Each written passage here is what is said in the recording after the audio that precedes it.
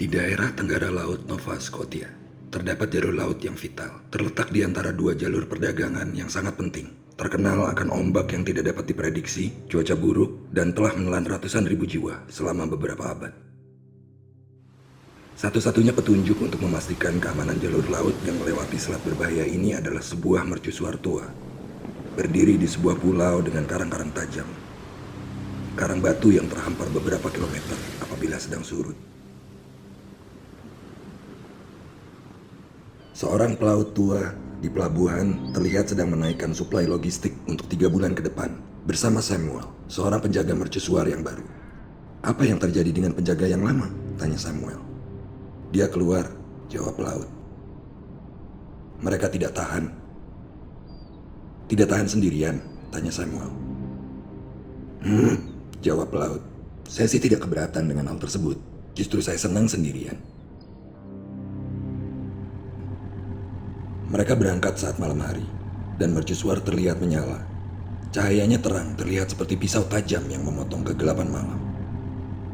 Saya pikir tidak ada penjaganya saat ini, tanya Samuel. Memang tidak ada, itu semua otomatis, jawab pelaut. Dari mana tenaganya? Tanyanya kembali. Terdapat gardu listrik di bagian paling ujung pulau. Hanya ke sana apabila mati lampu. Kenapa tidak di waktu yang lain? Terlalu banyak tanya. Cobalah diam, saya harus fokus. Sang pelaut menurunkan suplai di sebuah dermaga kecil, lalu segera bergegas pergi.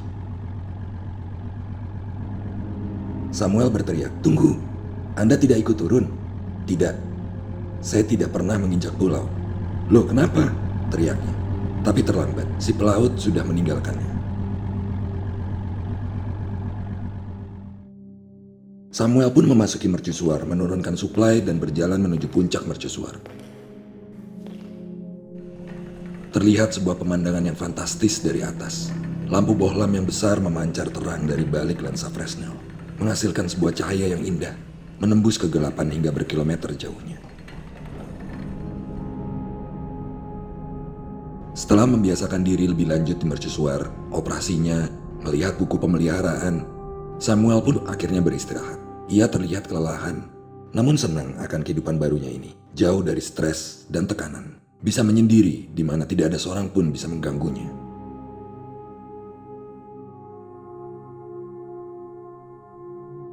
Saat malam hari, ia tiba-tiba terbangun karena mendengar suara arangan dan lolongan menakutkan yang semakin kencang. Suara ini bukanlah suara angin. Ia kemudian bangun dan berjalan dengan hati-hati menuju jendela. Dan terlihat kumpulan makhluk halus dari laki-laki, wanita, dan anak-anak mengitari dan terbang di sekitar gardu listrik di pojok pulau. Samuel mengusap-ngusap matanya, tidak percaya akan apa yang dilihatnya. Mereka masih di sana, berkumpul di sekitar gardu. Ia tidak dapat meninggalkan jendela tersebut. Ia melihat mereka terus panjang malam. Takut mereka akan datang mendekat, tapi ternyata mereka tidak bergerak. Mereka pun menghilang saat matahari pagi muncul.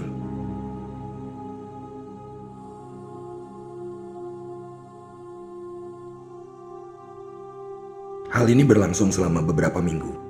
Matahari tenggelam dan hantu-hantu itu pun mulai muncul.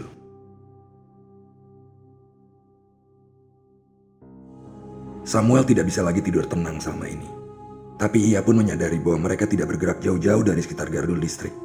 Tapi hal ini tetap saja tidak membuatnya merasa tenang. Saat itu pada suatu malam ia melihat sebuah kapal pesiar dari kejauhan. Kapal itu mulai memasuki selat yang berbahaya.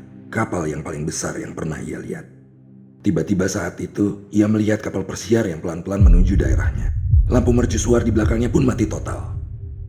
Dengan panik ia melihat kapal tersebut berbelok menuju jalur sempit menuju ke arah mercusuar. Dalam kegelapan sudah bisa dipastikan kapal tersebut akan terobek lambungnya, terkena karang tajam di bawahnya.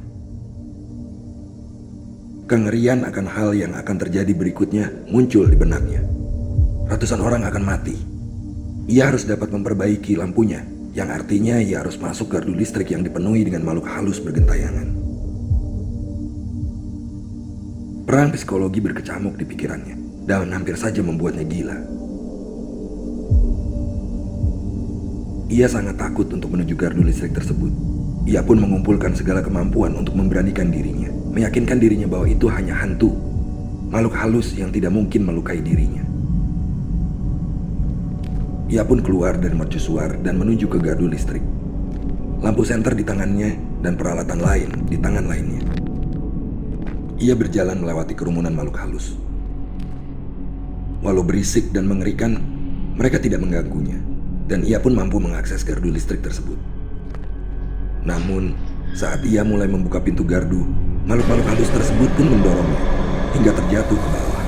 Dan seketika itu, muncul api yang berkobar besar, seperti api neraka.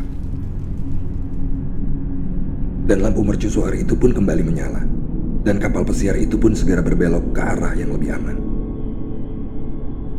Lalu, saat salah satu hantu itu terbang menjauh dan menghilang, muncullah satu makhluk yang menggantikannya, yaitu Samuel. Dari kejauhan, sang pelaut terlihat sedih dan mengeluh, melihat mercusuar itu mati dan kemudian kembali menyala. Ia pun kembali mengangkat telepon dan menelpon koran lokal untuk kembali memasang iklan, mencari penjaga mercusuar.